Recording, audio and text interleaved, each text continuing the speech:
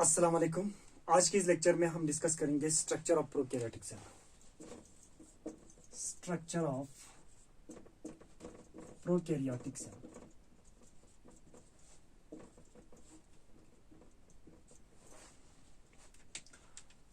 तो सबसे पहले हम यहाँ पे एक टिपिकल प्रोकैरियोटिक सेल का स्ट्रक्चर बना लेते हैं। ये सपोज मान लेते हैं इसका सेल वॉल है, बिलो द सेल वॉल इसका क्या होते हैं, प्लाज्मा मेम्ब्रेन। लेकिन इसके प्लाज्मा मेम्ब्रेन में कुछ इस तरह के इनफोल्ड्स होते हैं जो सरफेस एरिया को क्या करते हैं, इंक्रीज करते हैं। और इसी स्ट्रक्चर को हम क्या कहते हैं, मीसोसोम्स कहते हैं। ठीक है। आउटसाइड द सेल वॉल यहाँ पे क्या होते हैं, और एक एडिशनल लेयर होते हैं जिसको हम क्या कहते हैं, गैल्कोक्लेक्स। अब ये गैल्कोक्लेक्स दो तरीके के होते हैं, कुछ बैक्टीरियाज में या कुछ प्रोकैरियोटिक सेल में ये थिन होता है, किसी में ये क्या होता है, थिक होता है। उसके बेस पे भी हम बैक्टीरिया को क्लासिफाई करते हैं capsulated and non capsulated bacteria में। ठीक है। और ये जो इसका क्या है, साइटोप्लाज्म, इनसाइड द साइटोप्लाज्म उसका जेनेटिक मटेरियल प्रेजेंट होता है। और ये genetic material single circular DNA molecules होते हैं जो न्यूक्लियस के अंदर नहीं होते हैं, साइटोप्लाज्म में डिफ्यूजिड फॉर्म में प्रेजेंट होते हैं। और यहाँ पे इसका अपना क्या होते हैं, राइबोसोम्स होते हैं जो 70S टाइप का होते हैं। और साइटोप्लाज्म में इसके अलावा बहुत सारे एंजाइम्स होते हैं और कुछ एसेंशियल आयन्स होते हैं। और यहाँ पे फूड मॉलिक्यूल्स भी स्टोर रहते हैं। तो ये देखो, सबसे पहले सेल वॉल्स में या सेल लेयर्स में सबसे पहला जो लेयर है इसको कहते हैं गैल्कोक्लेक्स। इसके बारे में हम डिस्कस करेंगे अभी। बिलो द गैल्कोक्लेक्स यहाँ पे क्या होते हैं, सेल वॉल। और बिलो द सेल वॉल क्या होते हैं, प्लाज्मा मेम्ब्रेन, जिसको हम सेल मेम्ब्रेन भी कहते हैं। और ये इनफोल्डिंग ऑफ प्लाज्मा मेम्ब्रेन को हम क्या कहते हैं, मीसोसोम्स। और ये इसका क्या है, साइटोप्लाज्म। और इस साइटोप्लाज्म में क्या होता है, इसका genetic material, that is DNA, single circular DNA होता है, सर्कुलर डीएनए मॉलिक्यूल्स प्रेजेंट होता है। और यहाँ पे ये इसका क्या है, राइबोसोम्स है, राइबोसोम्स है। और ये राइबोसोम्स आप लोगों को पता होगा 70S टाइप का होते हैं। ये एक टिपिकल प्रोकैरियोटिक सेल का क्या है, स्ट्रक्चर है। अब देखो यहाँ पे नंबर 1, सबसे पहले यहाँ पे प्रोकैरियोटिक सेल में हम डिस्कस करेंगे layer of the cells. Prokaryotic में कितने टाइप्स का लेयर होते हैं और इस सब को मिला के हम क्या कहते हैं, सेल एनवेलप। तो सबसे पहला जो लेयर है उसको कहते हैं गैल्कोक्लेक्स। गैल्कोक्लेक्स। अब ये गैल्कोक्लेक्स दो तरीके के होते हैं।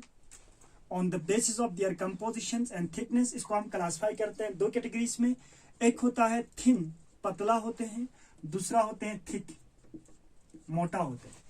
जो थिन होता है वो क्या होता है, ज्यादातर लूज होते हैं। और जो थिक होता है वो हमेशा क्या होते हैं, रिजिड होते हैं।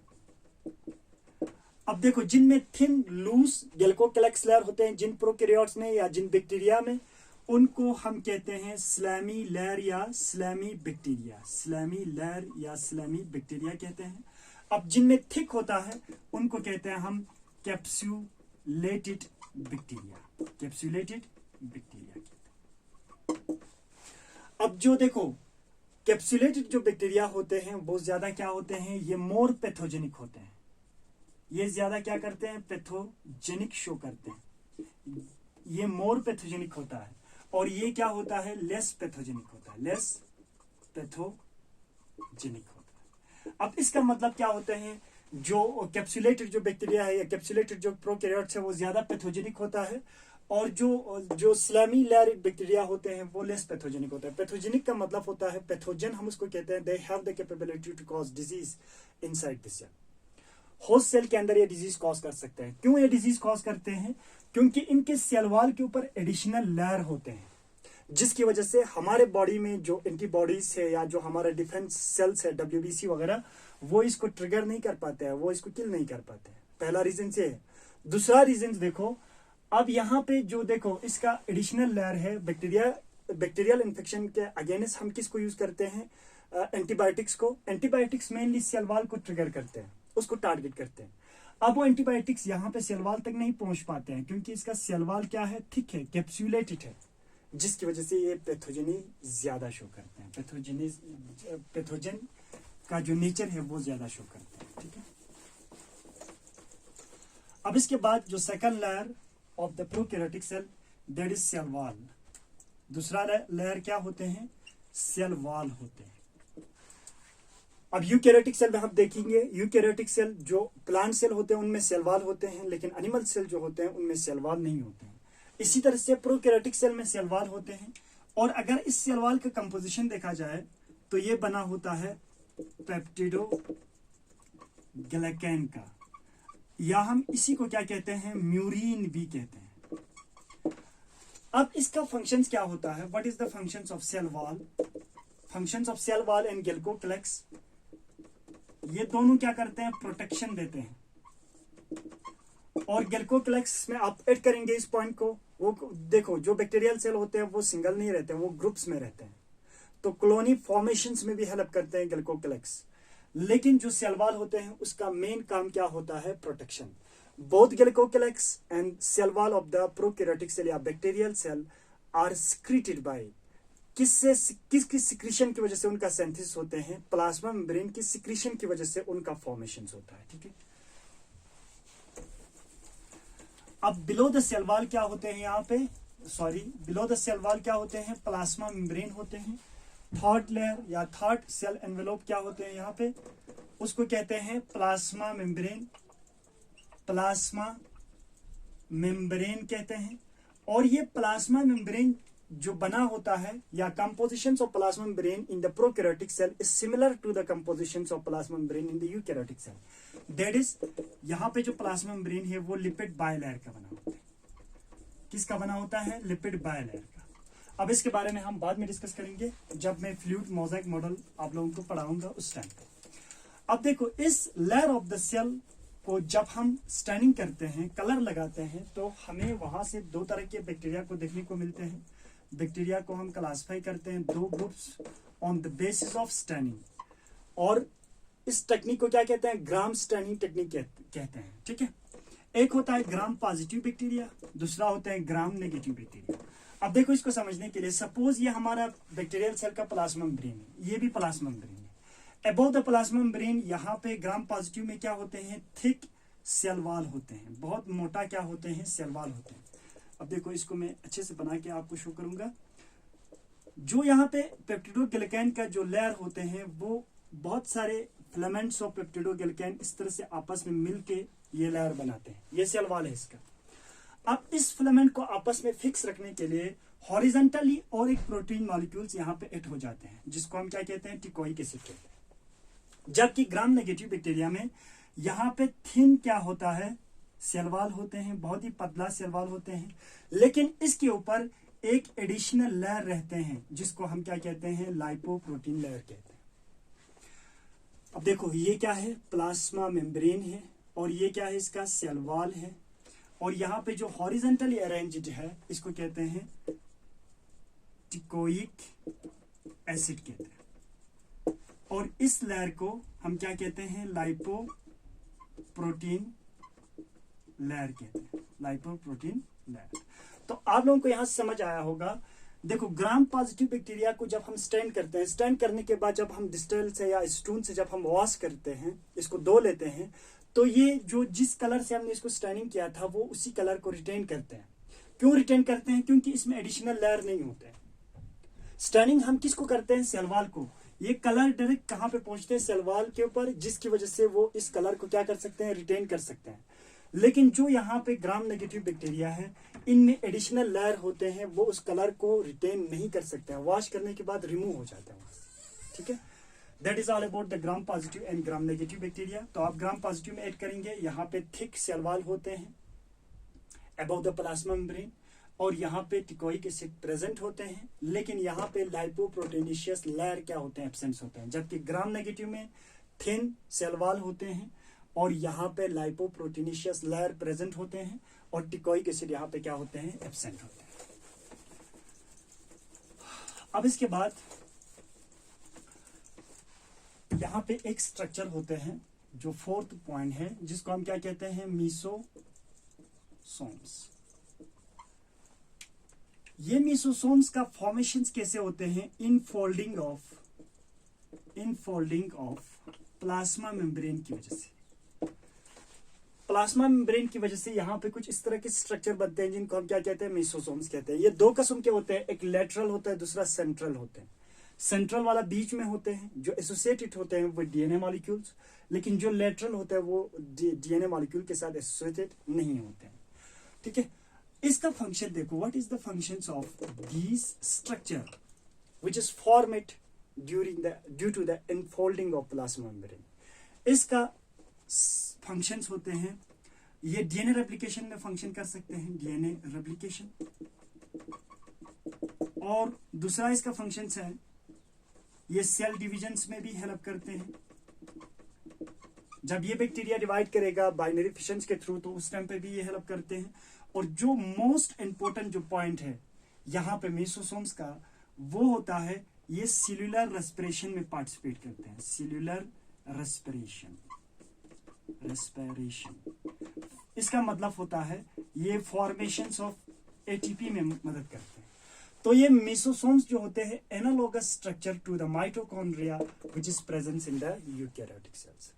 और ये देखो, ये जो मेसोसोम्स है इसका स्ट्रक्चर वेसिकल के फॉर्म में भी हो सकता है, ट्यूब्यूल्स के फॉर्म में भी हो सकता है, और इसके अलावा दूसरा स्ट्रक्चर भी ये प्रेजेंट हो सकता है। ठीक है, that is all about the mesosomes which is formed due to the infolding of plasma membrane of the prokaryotic cells which is analogous to the mitochondria। analogous का मतलब क्या होता है, origins या difference होता है, लेकिन function same होता है। उसी structure को हम क्या कहते हैं, analogous कहते हैं। ठीक है, ये विषय में आपको समझ आएगा। अब इसके बाद यहाँ पे इसका जो जेनेटिक मटेरियल है, प्रोकैरियोटिक सेल में जो जेनेटिक मटेरियल जो होता है which is mainly responsible for carry of informations from parent cell to daughter cells, वो क्या होते हैं, सिंगल सर्कुलर डीएनए होता है, डीएनए मॉलिक्यूल्स, जो कहाँ पे प्रेजेंट होता है, साइटोप्लाज्म में, जिसको हम क्या कहते हैं, न्यूक्लियोइड्स कहते हैं। और ये प्रेजेंट होता है हाईली सुपर क्वाइलिंग फॉर्म में, हाईली सुपर क्वाइलिंग फॉर्म में ये क्या होता है, प्रेजेंट होता है। अब इसके अलावा जो हमारे पास बैक्टीरिया है वो दो तरीके के हो सकता है on the basis of their locomotions. Bacteria को हम क्लासिफाई करते हैं दो कैटेगरीज में। वैसे इससे पहले देखो, अब कुछ जो प्रोकैरियोटिक सेल्स है जैसे कि साइनोबैक्टीरिया, ये जो साइनोबैक्टीरिया है ये भी प्रोकैरियोट्स है। इनमें भी प्लाज्मा मेम्ब्रेन क्या होते हैं, इनफोल्ड्स होते हैं। यहाँ पे भी प्लाज्मा मेम्ब्रेन क्या होते हैं, इनफोल्डिंग होते हैं। लेकिन प्लाज्मा मेम्ब्रेन यहाँ पे सेलुलर रेस्पिरेशन में पार्टिसिपेट नहीं करते हैं। तो किस में पार्टिसिपेट करते हैं, ये फोटोसिंथेसिस में पार्टिसिपेट करते हैं। तो इनके अंदर, इनफोल्डिंग्स के अंदर क्या होते हैं, पिगमेंट्स होते हैं। इसीलिए साइनोबैक्टीरिया के अंदर जो प्लाज्मा मेम्ब्रेन इस तरह से इनफोल्ड करते हैं उसको कहते हैं हम chromatophores. Chromatophores are formed due to the infolding of plasma membrane in the cyanobacteria, and these chromatophores have pigments। इसके पास क्या होते हैं, पिगमेंट्स होते हैं। पिगमेंट्स क्या है, एक ऐसी प्रोटीन मॉलिक्यूल्स जिसके पास कैपेबिलिटी होता है, एबिलिटी होता है लाइट एनर्जी को ट्रैप करने का, और ये फोटोसिंथेसिस को क्या करते हैं, परफॉर्म करते हैं। ठीक है, ये भी आपको याद रखना है। अब इसके बाद देखो, जो हमारे पास बैक्टीरिया है उसको हम क्लासिफाई करते हैं दो कैटेगरीज में on the basis of their locomotions. जो लोकोमोशन शो करते हैं उनको कहते हैं हम मोटाइल बैक्टीरिया, और जो लोकोमोशन शो नहीं करते उनको कहते हैं नॉन मोटाइल। जो लोकोमोशन शो करते हैं, जिन बैक्टीरिया मूव करते हैं one place to another place with the help of structure known as flagella, उसको क्या कहते हैं, फ्लैजिला। अब ये फ्लैजिला जो होते हैं, जो होते हैं फ्लैजिलिन प्रोटीन्स या ट्यूबुलिन प्रोटीन्स का बना होते हैं। अब इसका 3 स्ट्रक्चर होते हैं, 3 पार्ट्स होते हैं। जो एक होता है बेसल बॉडी, इसके बाद होता है हुक, फिर इसके बाद होता है फिलामेंट्स। तो देखो ये इस तरह से कुछ अटैच होते हैं, यहां से बनते हैं प्लाज्मा मेम्ब्रेन से, इसको कहते हैं बेसल बॉडी। फिर यहां से लेकर यहां तक कुछ इस तरह के स्ट्रक्चर होते हैं, इसको कहते हैं हुक। फिर इसके बाहर जो स्ट्रक्चर होते हैं इसको कहते हैं फिलामेंट।